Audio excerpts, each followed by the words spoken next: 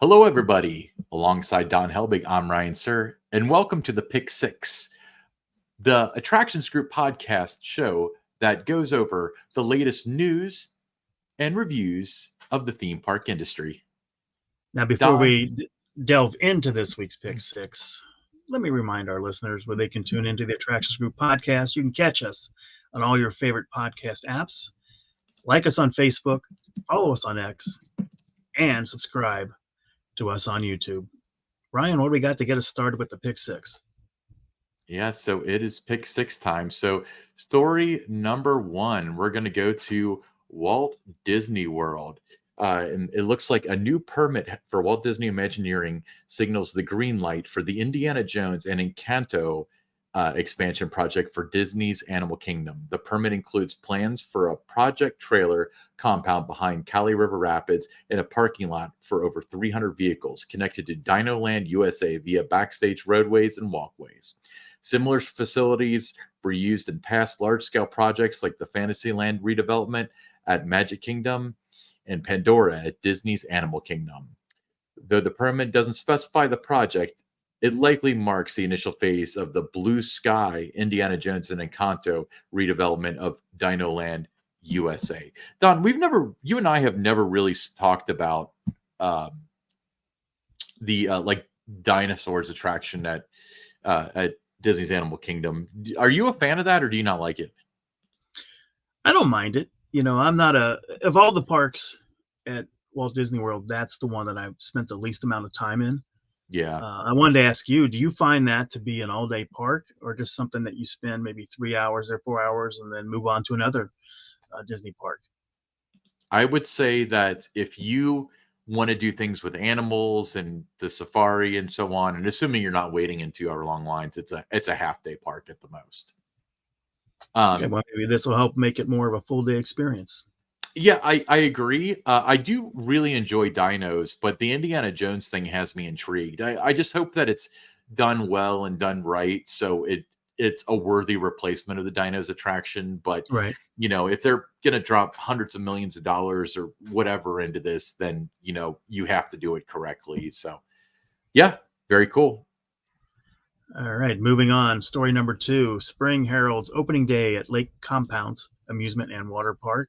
So on April 27th, they open. That's just a month away. So as America's first amusement park, it gears up for its 178th season with park-wide updates and a revamped event lineup. Thrill seekers can look forward to a new ride experience on the nearly 100-year-old Wildcat roller coaster following a 2-year wood retracking project. This was done in partnership with Gravity Group, our good friends there. Over 800 feet of the coaster's track has been replaced with that vertical stacked wood pieces. That promises a smoother and more enjoyable ride. And Ryan, you and I know firsthand from riding the racer at Kings Island and the Beast that this is going to really enhance the ride experience.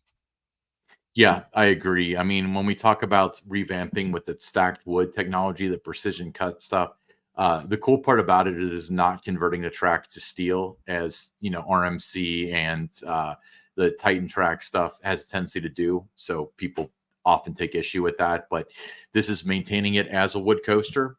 It's still a wood coaster. It's done a little bit differently, but very, very cool. Yeah, and almost 100 years old. Yeah, I know. Absolutely. Okay, so what's next? We're going to, we're headed to the Epic Universe. So exciting developments are underway at Universal's Epic Universe, the eagerly awaited theme park set to debut in 2025. A recent video from Coaster Studios showcases testing footage of 2 major roller coasters, the mock rides Swing Launch, Curse of the Werewolf in Dark Universe Land, and an Intamin multi-launch, How to Train Your Dragon, and How to Train Your Dragon Isle. So witness these test runs is, pretty thrilling. It's very cool to see these things testing. Let's put it that way. It is. And, when we first started doing the Attractions Group podcast and they began construction of Epic Universe, we were talking 2025. Now it seemed like pretty far down the road. Now it's just Mhm. around the corner. Yeah, well, it was supposed to be open by now, but I think it got pushed back a couple years because of COVID. They kept building it, but, obviously the resources and stuff were strained. But, yeah, very cool that some of the stuff is testing. It's right around the corner, Don. I mean, from what I understand, right, January or so, they're gonna wanna have some sort of not cast member, team member preview. So that's gonna be very exciting to start seeing the reviews come out of that because that's next generation stuff there. Oh, for sure. Absolutely. Well, next we have as warmer weather approaches, Luna Park employees gear up for the upcoming season of thrills, seaside dining, and entertainment, with opening day set for March 23rd. As the heart of Brooklyn's excitement, Luna Park promises an unforgettable experience for visitors, from riding the cyclone to savoring treats along the historic boardwalk there. Every effort from park staff aims to create smiles and lasting memories. Luna Park stretches along the boardwalk, featuring 50 different attractions, including the iconic Cyclone and the B&B Carousel, alongside with retail shops. You got carnival games, dining options, which include those Nathan hot dogs. Uh, so yeah, I've got a trip planned actually to New York in August. So I'm going to certainly be stopping by Luna Park, taking in a ride on the Cyclone, and having one of those hot dogs. Yeah, you can head over and ride the Cyclone. You can go visit our friend Dino from Dino's I Wonder plan Wheel. to do that as well too. Yeah, absolutely. I was talking to my family the other day about we definitely have to take a spin on Dino's Wonder Wheel. Yeah, I think that would be really exciting to do that. I think it's pretty cool. All right, so let's move along. So next we are heading to the Cincinnati Zoo, I like turtles. and the Cincinnati Zoo is got some exciting developments coming along here. USA Today readers have spoken, and the Cincinnati Zoo and Botanical Gardens remains one of the best destinations in the country for animal and plant lovers alike. The national outlet announced a handful of its 2024 10 Best Readers' Choice Awards on Wednesday, with the Cincinnati Zoo ranking among the top three categories: Best Botanical Garden, Best Zoo, and Best Zoo Exhibit. So that's pretty cool for the zoo to be able to get this kind of accolades. It's a nonprofit, but Lord knows that selling tickets and stuff like that, creating a true experience is a huge revenue driver for them, and it's incredibly important for them to get these sort of accolades. Very cool. What was the last time you went to the zoo? About a year ago, I try to get there Really? at least once a year. Yeah, I love the zoo, and Cincinnati Zoo, one of the best in the country. If you had to pick the top 15, maybe 20 zoos, the Cincinnati Zoo and Botanical Gardens, it's certainly going to be on that list. Most certainly, yeah. It's I went to the Festival of Lights last year, so that was the last time I went. But I don't really care too much about the lights because I feel like they do the lights pretty well at Winterfest, so it's nothing that blows my mind. But I do like to go look at the animals during that time, so I go visit I the do too. elephants and the What's your stuff like favorite that. animals to see? My favorite animal to see there is the elephants. I love elephants. I don't know anything I'm about them, but they're fun. I like the elephants and the tigers. Yeah, I like gorillas and stuff like that too. Cincinnati Zoo, I remember when I was little growing up, it was like a lot of animals in cages and stuff. And now it's like over the past maybe decade or so, they've done a lot of the upgrades that make it more comfortable for the animals and a better experience for the guests. So you can get much closer to the animals, and the animals can kind of roam free a lot more. Yeah, but it's a terrific zoo. So if you're in the greater Cincinnati area, be sure to check out Cincinnati Zoo. You want to do that along with Kings Island, a Cincinnati Reds game. You can make a full week of things to do in Cincinnati, but you got to include the zoo. Absolutely. All right, what's last on deck? Number six. We got Holiday World and Splash and Safari. They recently scooped up 3 Indiana Tourism Awards at the annual conference held in Evansville from March 11th to the 13th. Uh, these awards recognize businesses that demonstrate creativity, innovation, and effective resource utilization. Among the winners, Holiday World and Splash and Safari was thrilled to secure victories in 3 categories: Best Digital Marketing Campaign, Best New Merchandise, and best overall marketing campaign. As they gear up for the opening of their latest attraction, Good Gravy, along with the entire holiday theme park for Platinum Pass Holders Day on May 4th. The excitement is palpable.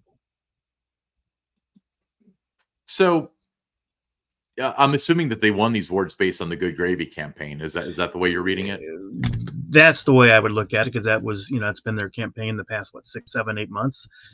They did a phenomenal job with that marketing campaign, from the teaser campaign to the announcement, all the way through, just detailing all the little, milestones, with the construction of it, the trains arriving, the merchandise that was coming in, just a terrific job all the way around, and making sure that they were creating awareness for this new coaster. And they did such a fantastic job. We had Leah Cook on the show a few weeks ago, and she was talking about how they were just sitting there watching the news reports roll in from Wisconsin and California and Yeah. overseas and stuff. Because how can you not do a story on a gravy themed roller coaster? And Because here's that's the what other you get. thing, with Holiday World, if you listen to their podcast, they have several of them on it, and they just have so much fun, with each other. And you listen to them and you realize, that, they really love what they're doing there. They love the creativity, and they really like hearing what guests have to say about what they're doing. Yeah, because I mean, you can tell, like you can always tell in the fibers and the cockles of a park, whether it's a park where it's like, okay, we got to open. Yeah, well, if My the team God, can't it's in have August fun, yet. I don't care what park you're at. If the team isn't having fun, how can you expect the guests to have fun, right? So, uh, just a great job, and congratulations to Holiday World on winning these awards. It's well deserved. Yeah, I completely agree. Well, oh, we've got a listener question. I almost just wrapped this up, but this one's from Rex. Of all the Cedar Fair and Six Flags parks, which park do you think does the best job with their content on X? Holiday World, as we just described. That Well, they're doesn't not a answer the Six question. Flags, right? Not a Six Flags Cedar Oh man. Fair park. So you got to stick. You got to stick with the question that Rex. But Holiday World, great job with their social channels. Okay. Well, if I was going to take this question, I would say from recently, I'm talking about the last 12 months, probably from the Cedar Fair side would be Dorney Park with their dive coaster. And then from the Six Flags side, it's usually Six Flags Fiesta Texas. Usually Jeffrey Siebert does a pretty good job of, taking people along for the ride with him and so on. Yeah, definitely Jeffrey Siebert. He is, while not the park channel, he does take the guests, behind the scenes, first looks, letting everybody know. Very good job of communicating everything that's going on at the park. When you're looking at Cedar Fair, I mean, hands down, you're right. It's Dorney Park. They've done a phenomenal job. Ryan Eldridge is the PR director there. He's just done a phenomenal job since coming on board. Great storyteller, knows what his audience wants to see on the channels, gives them those first looks behind the scenes. What I really like what Ryan does too is he will repost a lot of content from fans of Dorney Park. So if you make some kind of a post about a new coaster, you're excited about it, maybe something about your visit, he'll repost. It's not just content from Dorney Park that you're seeing on their X. So he's incorporating a lot of guest content, that user generated content is what he does extremely well, just so much better than any other Cedar Fair parks are doing out there. So, really love the work that Ryan's doing at Dorney Park. Yeah. Yeah, I'm with you on that. I think they do a really good job over there, and it's incredible what they're doing. They're really able to make waves with the new ride. Yeah, and he'll mix in the sales and promotional content. Everybody has to do a little bit. Let everybody know you have season passes or different ticket specials, but it's not dominating their feed. You go to some of the parks, and out of every 10 posts, 8 or 9 of them, are trying to sell you a season pass.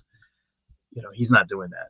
He's getting you excited. You want to buy a season pass because of all the things that he's showing you about Dorney Park, that you get excited that way. And he's selling more passes by not trying to sell passes, if that makes sense. Yeah. He's trying to not to make fetch happen. It's the way I see it. Yeah, I I don't know. appreciate the question, Rex. Yes, thank you. Thank you, Rex, for breaking up that awkward moment we just had. Okay. Hey, make sure that you follow us on all your favorite podcast apps, Apple, Google, Spotify. You know the routine. Watch us on YouTube. We're putting a lot of effort into these YouTube videos, and they don't look horrible anymore. So now you can look at us. And follow us on X at attractions_GRP. We'll see you next week, everybody.